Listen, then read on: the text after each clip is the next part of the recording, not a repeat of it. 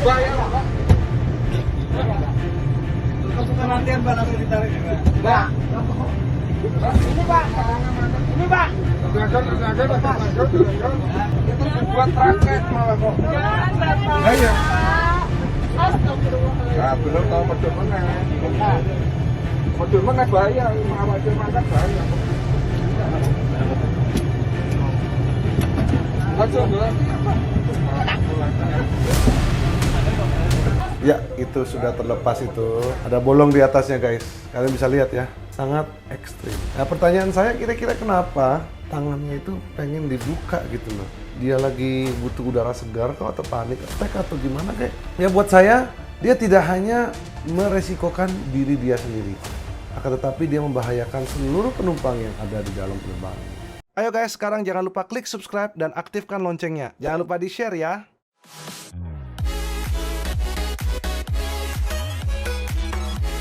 Bayar, Pak. Jangan Bapak. Iya. Astagfirullah. Nah, belum tahu medun.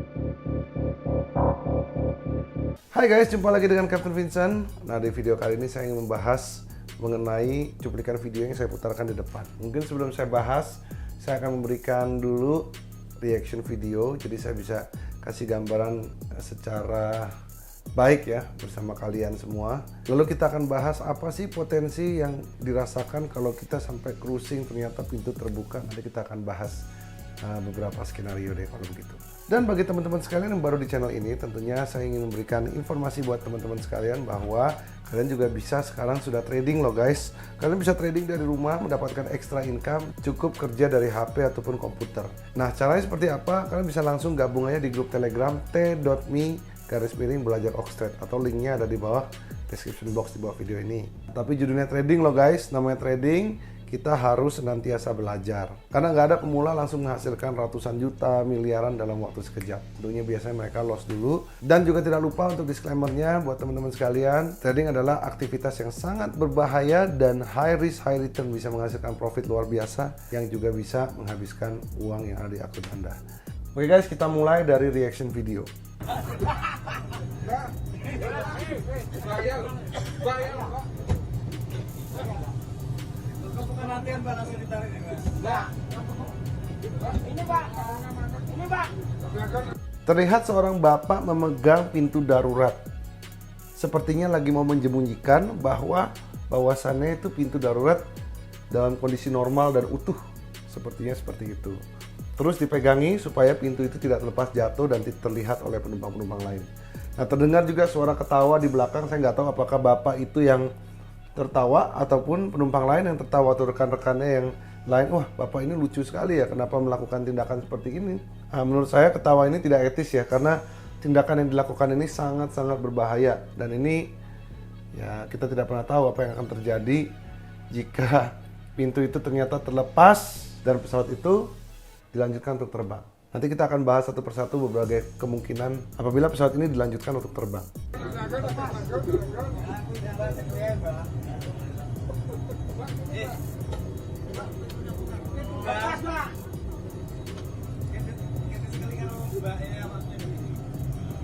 Aku kok tarik. Buat raket malah kok. Jangan Bapak. Iya. Ya, itu sudah terlepas itu. Baru terlihat di sini pintunya sudah tidak bisa menutup lagi. Ya, kalian bisa lihat ya, pintunya sudah terbuka jelas di sana. Tuh, di sana ya, sudah jelas sekali. Ada bolong di atasnya guys. Kalian bisa lihat ya. Luar biasa, sangat ekstrim. Nah, pertanyaan saya kira-kira kenapa tangannya itu pengen dibuka gitu loh. Kenapa? Apa sekedar iseng kah, atau dia lagi butuh udara segar kah, atau panik attack atau gimana kayak? Apa alasannya yang lain saya pengen cari. Kenapa seseorang mengambil tindakan sebelum dipikir terlebih dahulu? Nah, kita bisa lihat ya. Kita lanjutkan lagi. Medun meneh bahaya, awake makan bahaya. Nah, ini dia.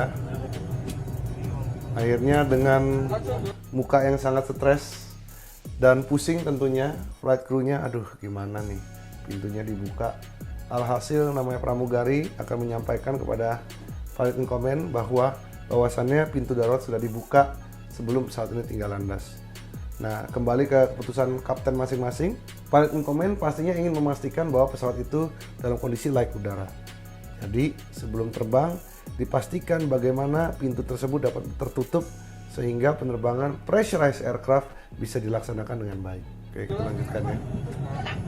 Nah, ini bapaknya pindah, guys. Baiklah guys, kalian sudah menonton bagaimana cuplikan dari video ini dan saya juga sudah menunjukkan bagaimana reaction video saya dengan menonton cuplikan bapak ini ketika dia mempertahankan pintu tersebut agar tidak jatuh. Ya, ini rada lucu ya, bagaimana sebenarnya situasi seperti ini nggak perlu terjadi. Cuman namanya, saya nggak tahu, dasarnya keisengan kah atau penasaran atau memang ada yang terjadi dalam tubuh dia, misalnya anxiety atau panic attack yang mengharuskan dia untuk membuka pintu, menghirup udara segar. Apapun itu saya nggak tahu nih apa nih, motifnya seperti apa, tiba-tiba dia bisa buka langsung kayak gitu ya guys ya. Ya buat saya, dia tidak hanya meresikokan diri dia sendiri, akan tetapi dia membahayakan seluruh penumpang yang ada di dalam penerbangan ini. Kalau kita bicara secara sistem, pesawat ATR ini terbang kurang lebih sampai 25.000 kaki. Pesawat ini juga merupakan pressurized aircraft. Pressurized aircraft membuat pesawat ini bisa terbang di atas ketinggian kemampuan manusia dapat bernafas seperti biasa. Nah, pada umumnya manusia biasa tergantung dengan fase fisik masing-masing ya. Orang-orang yang sudah terbiasa hidup di pegunungan tinggi, biasanya dia cenderung lebih bisa bertahan di ketinggian yang lebih tinggi. Cuman untuk kebanyakan orang kita anggap saja 10.000, 11.000 adalah angka-angka normal di mana manusia bisa bernafas dengan baik ya. Ketinggian 10.000 sampai 11.000 adalah saya bisa bilang kebanyakan manusia bisa bernafas dengan biasanya. Cuman lebih tinggi dari 11.000 biasanya orang-orang biasa ini sudah bisa merasakan hipoksia. Karena terbang dengan pesawat seperti ini itu hubungannya dengan oksigen ataupun kualitas udara yang kita hirup ya. Pesawat ketika terbang di 10.000, 11.000 kaki, tidak semua orang bisa mendapatkan asupan oksigen yang seperti biasa yang mereka hirup di sea level. Nah, ketika itu saya terbang dengan Beechcraft Duchess ya, kalau nggak salah waktu itu saya terbang dengan multi engine. Nah, kita terbang di 10.000 kaki guys. Dan ternyata instruktur saya, pada waktu itu saya masih flight training ya. Instruktur saya sih nggak kenapa-napa. Begitu saya duduk di sana tuh tiba-tiba saya ngantuk. Nah, ini adalah terlihat indikasi-indikasi hipoksia. Hipoksia itu adalah lack of oxygen partial pressure di otak kita. Nah, ketika ini terjadi, banyak hal yang bisa terjadi ya. Tidak konsentrasi, semakin tinggi level hipoksianya, even 1+1 aja manusia tidak bisa berpikir. What kind of card is this? It's the Three of Diamonds. Three diamonds? Yeah. It's got another shape to it. Can you put it in? Yes, it's the star. Yes. Michael will eventually face an ultimate test. Will he be able to switch his oxygen back on and save his life?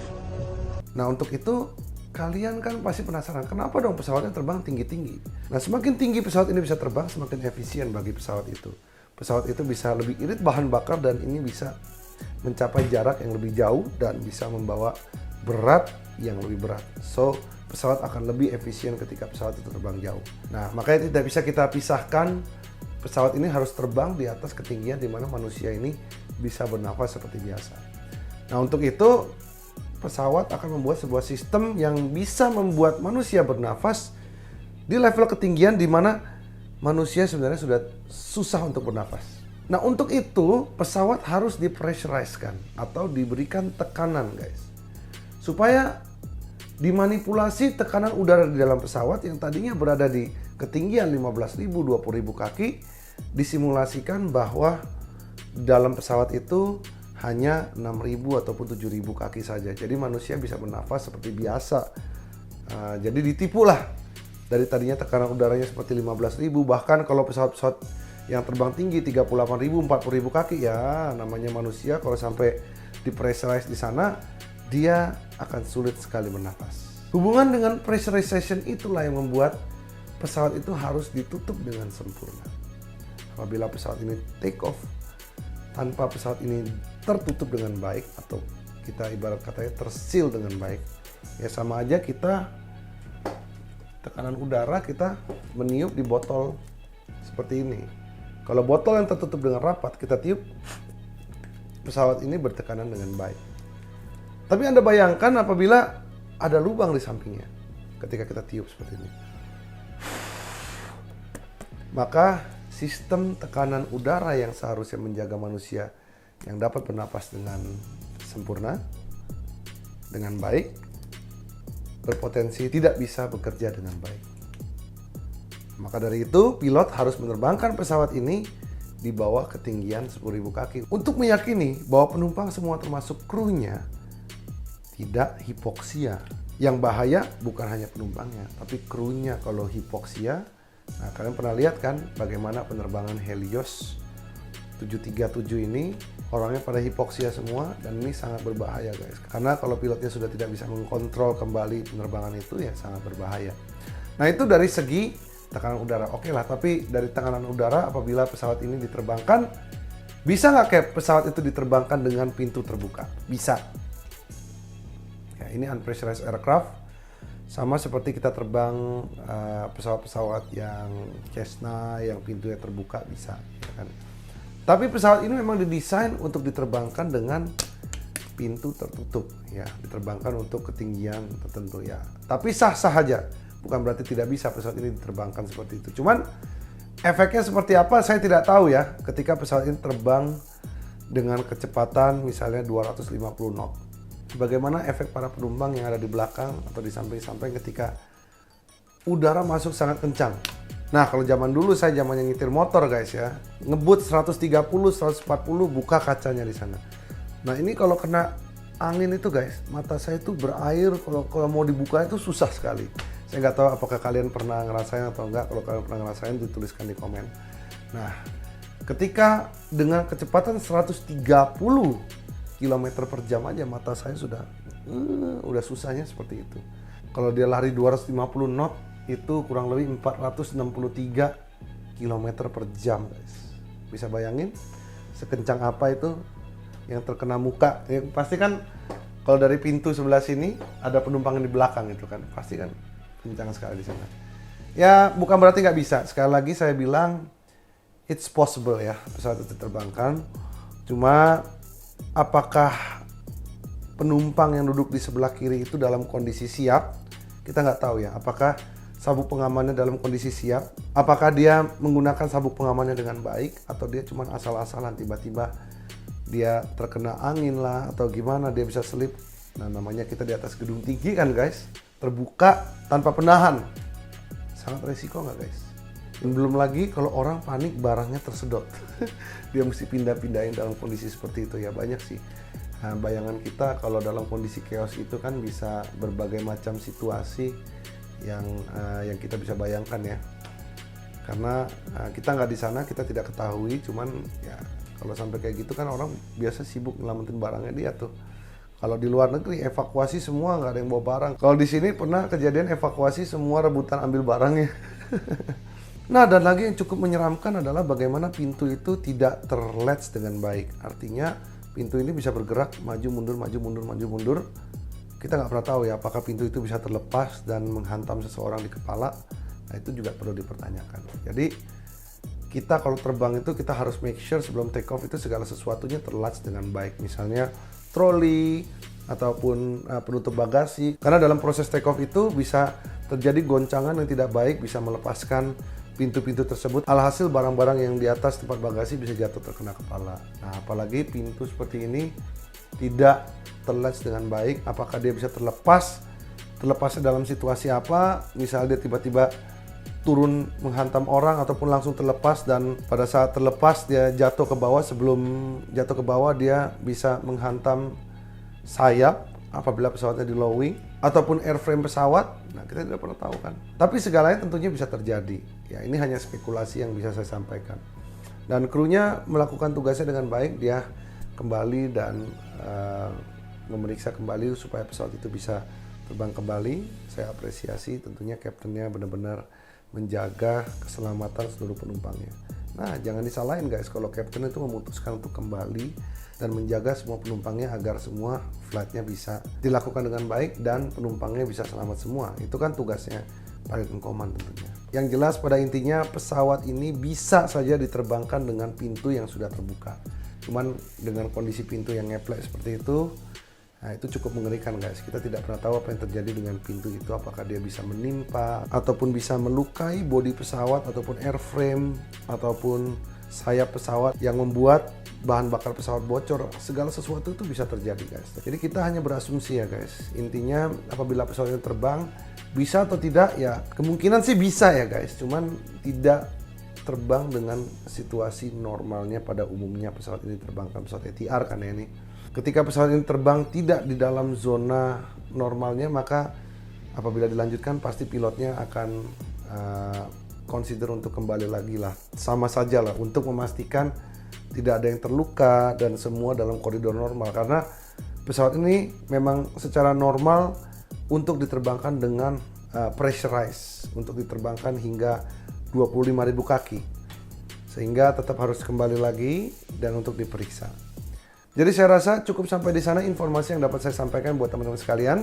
Semoga video ini bermanfaat buat teman-teman sekalian. Jangan lupa hit like dan subscribe. Share video ini jika bermanfaat. Jumpa lagi di video berikutnya. Sampai jumpa dan salam rotate. Bye. Nah, ini ada Turemi AT241. Ini adalah dual charger. Outputnya 2,4 ampere. Ini ada dapat USB-C dan di sini ada dual charger ya guys. Ini ada mereknya Turemi. Nah, kalau kalian mau beli, kalian bisa langsung klik link yang ada di layar kaca Anda.